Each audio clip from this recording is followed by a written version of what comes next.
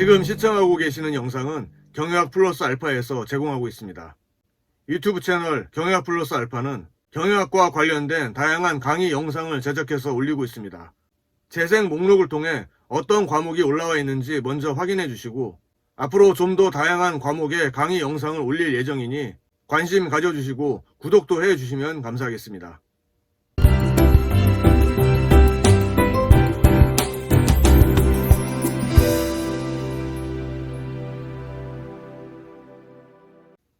다국적 기업의 경영은 국내 경영과는 달리 기업의 목표 달성과 해외 현지 국가와의 관계를 모두 고려한 경영을 해야 합니다.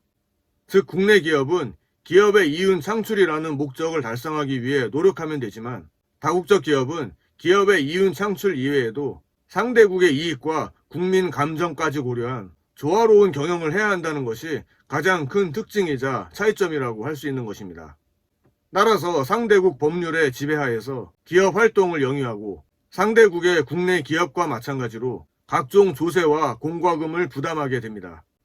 그리고 상대국 정부 및 업계 단체와의 밀접한 관계 하에서 기업 목적을 이루어감과 동시에 한편으로는 상대국의 이익을 최대한도로 고려해 나가도록 관리 목표를 설정해야 합니다.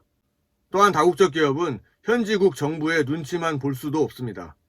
본사국 정부와 국민들과도 좋은 관계를 유지할 필요가 있습니다. 이렇게 다국적 기업은 기업의 이윤 창출과 이윤의 극대화라는 기업 본연의 목적 달성 이외에 현지 정부와 현지 국민들과의 관계, 그리고 투자국 정부와 국민들과의 관계에도 항상 신경을 써야 하는 것입니다. 이번 영상에서는 다국적 기업의 경영 활동이 현지국에 미치는 영향과 투자국에 미치는 영향을 각각 긍정적 영향과 부정적 영향으로 나누어 살펴보려고 합니다. 이 긍정적인 영향과 부정적인 영향은 동전의 양면과도 같습니다. 어떤 하나의 특징이 무조건 긍정적인 영향만 주는 것도 아니고 또 전적으로 부정적인 영향만 주는 것도 없습니다.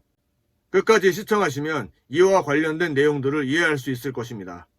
아직 구독 안 하신 분들은 구독해 주시기 바랍니다.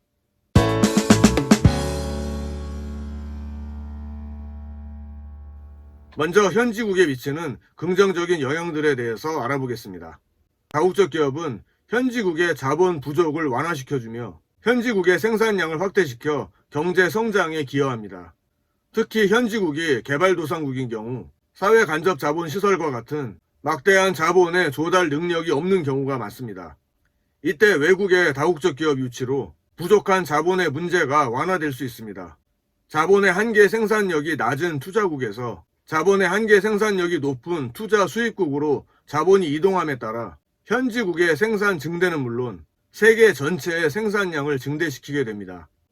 또한 순수한 자본만 이동하는 것이 아니라 기술이나 경영 능력, 마케팅 기법까지도 일괄적으로 이동하게 되어 현지국 유유 자원의 활용을 통해 현지국 생산의 확대 효과는 더 클 수 있습니다. 두 번째로 다국적 기업의 현지국 진출은 현지의 고용 사정을 개선시키는 효과를 가져옵니다. 다국적 기업의 유치는 현지국에서의 노동 소득을 증가시키고 고용을 증대시킵니다. 또한 연관 산업의 고용 증대로 인한 간접적 효과도 발생하게 됩니다. 예를 들어 다국적 자동차 회사가 진출했다면 자동차 산업과 관련된 기업들도 함께 진출하거나 또 현지 기업의 경영 활동이 활발해져서 고용 증대와 경제 성장의 측면에서 큰 효과를 가져오게 됩니다. 다만 다국적 기업의 생산 방법이 노동 집약적인 경우에 고용 효과가 상대적으로 크지만 자본 집약적이거나 기술 집약적인 경우에는 고용 효과가 크지 않을 수도 있습니다. 또한 거대한 자본을 가진 다국적 기업의 진출로 현지국 해당 산업과 연관 산업이 도산 또는 위축됨으로써 고용 감소 효과가 발생할 수 있다는 점도 주의해야 합니다. 세 번째로 다국적 기업은 현지국에 대해 혁신적인 우수한 기술을 파급시키는 영향을 가져옵니다.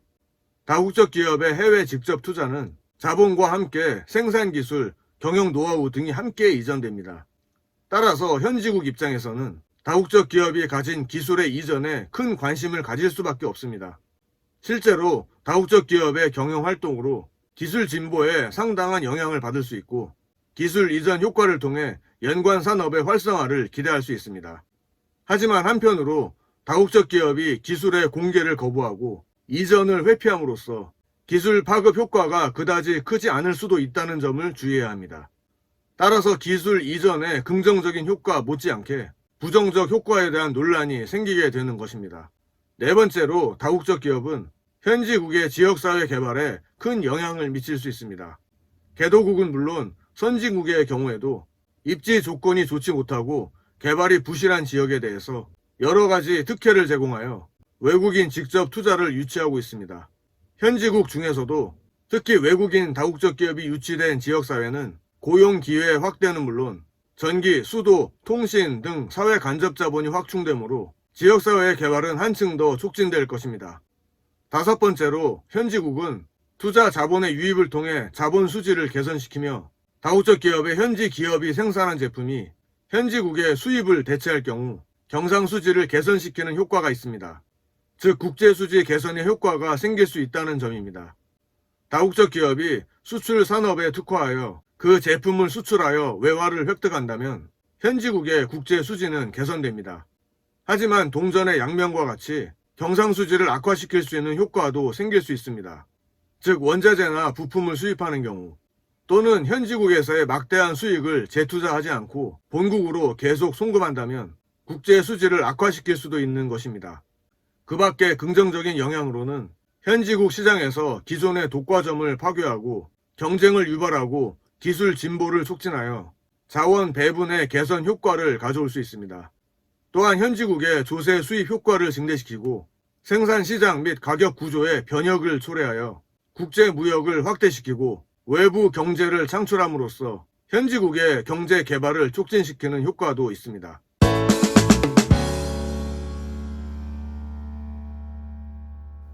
다음으로 현지국에 미치는 부정적 영향에 대해 알아보겠습니다. 첫 번째로 경제적 침략과 정치적 압박이라는 영향입니다. 다국적 기업은 현지국의 이익과 마찰을 일으키면서 거대한 자본과 우수한 기술을 무기로 현지국 경제에 심각한 피해를 줄 수 있습니다. 또한 현지국 정부가 다국적 기업의 불리한 정책을 사용하고자 하면 정부에 압력을 가하기도 합니다. 이렇게 다국적 기업은 일반적으로 현지국의 경제 주권을 위협하는 것으로 알려져 있습니다. 경제 주권은 정책 결정의 자율성이 저해되고 정책 집행의 효율성이 저해되는 정책 주권과 산업 활동이 다국적 기업에 심각하게 의존하게 되는 산업 주권으로 나누어 볼 수 있습니다. 정책 주권의 측면에서 볼 때 다국적 기업은 현지에서 직접 로비스트를 이용하거나 정치 헌금을 통해 정치 단체에 접근하거나 현지 경영인을 이용하여 정책 결정에 간섭하기도 합니다. 또한 경제 주권의 효과는 현지국 산업의 부가가치 활동 중에서 외국인이 지배하고 통제하는 비중이 일정 수준을 넘을 때 문제가 발생한다고 할 수 있습니다. 그 밖에도 다국적 기업은 현지 기업의 구조 조정을 지나치게 가속화시키며 산업의 독과점화를 형성하는 부정적 효과를 초래할 수도 있습니다. 두 번째로 공해에 의한 자연환경 파괴를 생각해 볼 수 있습니다. 또한 아동 인권이나 여성 인권을 무시한 노동 사례도 많이 발견되고 있습니다.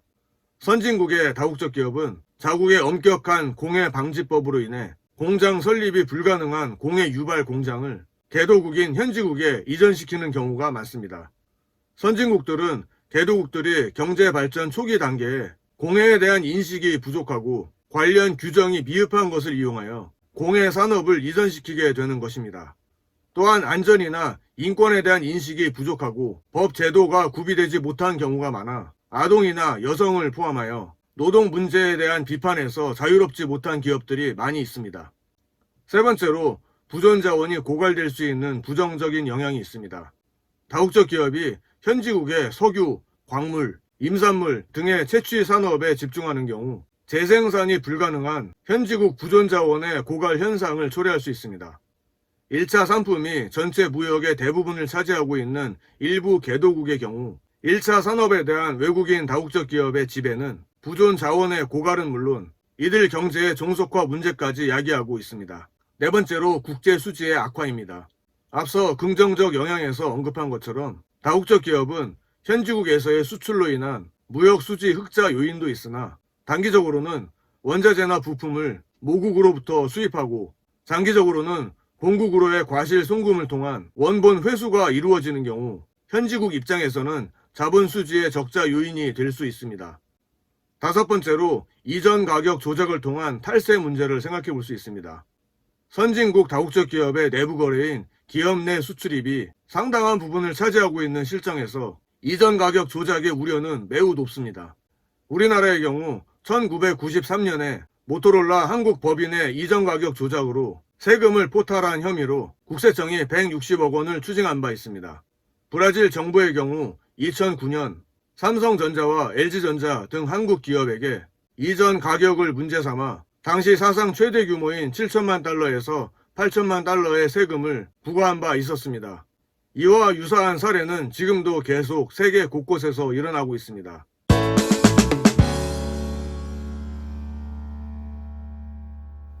다음으로 투자국에 미치는 영향에 대해서 알아보겠습니다. 먼저 긍정적 영향으로 국민소득이 증대될 수 있다는 점입니다. 현지국의 투자로 인한 과실송금, 로열티 수입은 투자국의 국민소득을 증대시킵니다. 또한 현지국에서 저렴하게 생산한 부품을 수입하여 모국에서 조립 생산한 후 고가로 수출하는 경우 생산과 판매 과정에서 이익이 발생하게 됩니다. 두 번째로 국제 경쟁력 확보와 산업 구조 조정입니다. 비교 우위를 상실한 산업은 과감하게 해외로 진출시키고 부가가치가 높은 새로운 산업을 비교 우위 산업으로 육성시킴으로써 해외 직접 투자는 투자국의 산업 구조 조정과 국제적 산업 구조 재편에 도움이 됩니다. 세 번째로 국제 수지의 개선입니다. 다국적 기업의 현지국 투자 시에는 모국 입장에서는 자본 수지의 적자 요인이 되지만 과실 송금 유입, 원본 회수 및 부분품의 수출은 국제 수지의 흑자 요인이 되는 것입니다.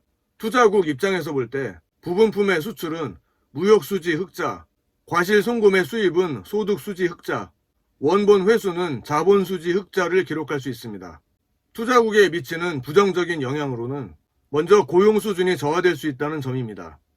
일반적으로 고급 전문직과 관리직에 대한 고용은 다소 증가하지만 생산직 근로자의 고용은 감소시키는 것으로 알려지고 있습니다.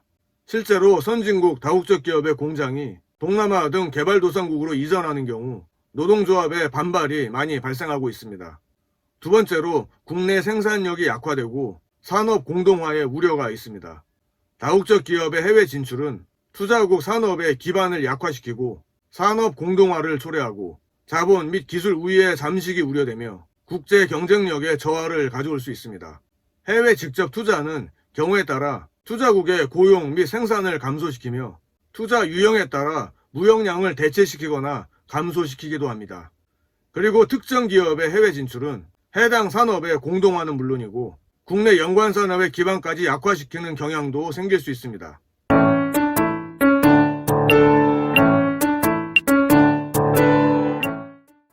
이상으로 이번 영상에서는 다국적 기업이 현지국과 투자국에 미치는 긍정적 영향, 부정적 영향에는 어떤 것들이 있는지 알아보았습니다.